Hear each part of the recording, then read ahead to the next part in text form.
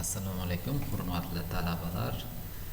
Mexatronika kursi bo'yicha, demak 8 va 9 amaliy mashg'ulotlarni siz bilan bugun ko'rib chiqamiz. Demak, virtual breadboard dasturida Arduino kontrollerini qo'llash va virtual breadboard dasturi yordamida Arduino kontrollerga yorilgan diodlarni ulash bo'yicha, demak, amaliy mashg'ulotni bajarib ko'ramiz. Ishlatib simulyatsiyasini ko'rib chiqamiz. Buning uchun biz oldingi videoroligimizni ko'rgan bo'lsangiz, demak, virtual breadboard haqida ma'lumotga ega bo'lgan talaba bu narsani amalga oshira oladi. Xo'sh, mana virtual breadboardni ochadigan bo'lsak, demak, birinchi new project, demak, openni ochamiz. Demak, mana paydo bo'ldi. Demak, ekronni birinchi navbatda kelinki, agar yorug'lik diodini Arduino Uno mikrokontrolleriga ulab uni yoqib o'chirishini simulyatsiyasini ko'rib chiqadigan bo'lsak, birinchi navbatda, demak, virtual breadboardni qo'ydik. Endi esa, demak,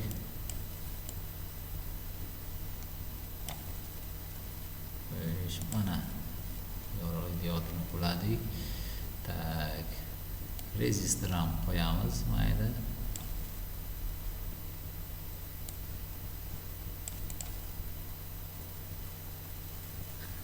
Mana demak, bu kerak emas bunisi. Mana endi esa Arduino Uno mikrokontrollerini tanlaymiz. Mana endi buni ulashimiz kerak. Ulaymiz.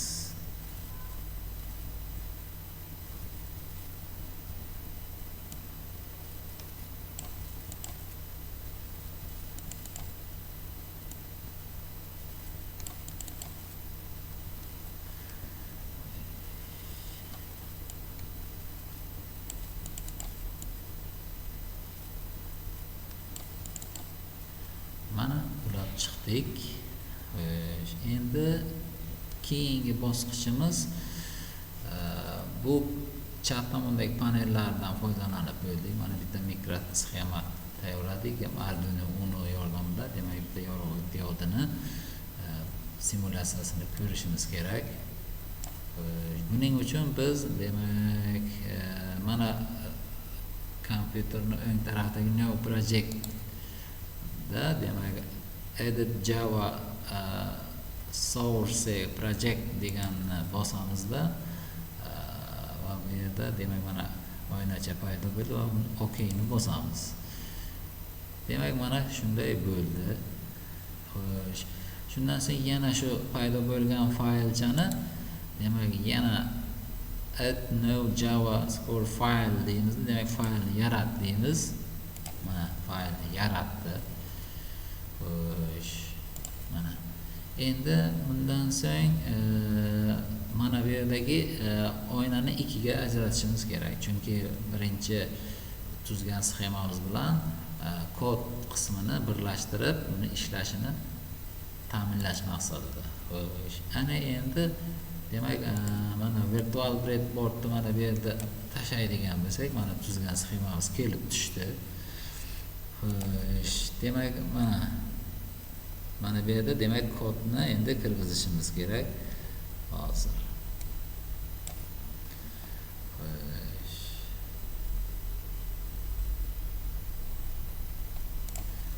endi oldindan tayyorlab qo'yilgan kodimiz bo'ladigan bo'lsa,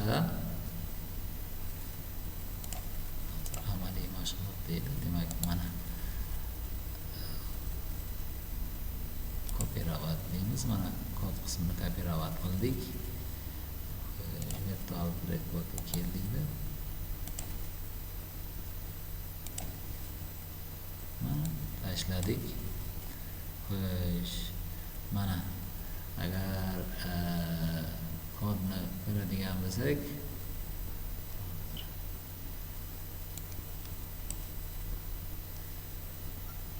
mana import movement compatibility Arduino degan, demak, public class Arduino demak endi kiruvchi demak 12-portdan demak LED bo'lyapti. Demak mana ko'radigan bo'lsak 12dan chiqyapti. Setup kirish deyapti, pin mode LED output chiqish ham o'sha yerdan deyapti va public void low digital write eng kichik qiymat demak katta qiymati demak raqamni yozgin deyapti-da va yongin. Delay bu vaqt 1000 qo'yilgan, 1000 demak bu 1 sekund degani. Digital undan so'ng digital write LED low endi o'chsin, demak delay 1000 yana 1 sekundda. Mana shunday programma bo'ldi. Mana endi bu narsani nima qilishimiz kerak? Simulyatsiya qilishimiz kerak. Demak mana bu knopkani bosganimizda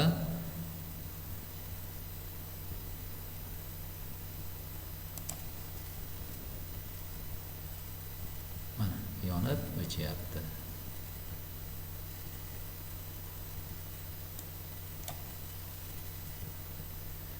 Mana shunday qilib demak sxemalarni yonish o'chishini demak amalga oshirishimiz mumkin, ishlashini, simulyatsiyasini ko'rishimiz mumkin. Agar o'zgartirmoqchi bo'ladigan bo'lsak, mana hozir stop qilamizda, demak delayni kelinki mana 3000 deymizda. Tepadagini ham demak kelinki mana 3000 deymiz.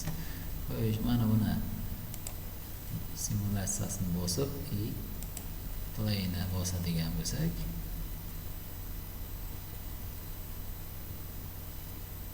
mana 3 sekund yonib 3 sekund o'chadi.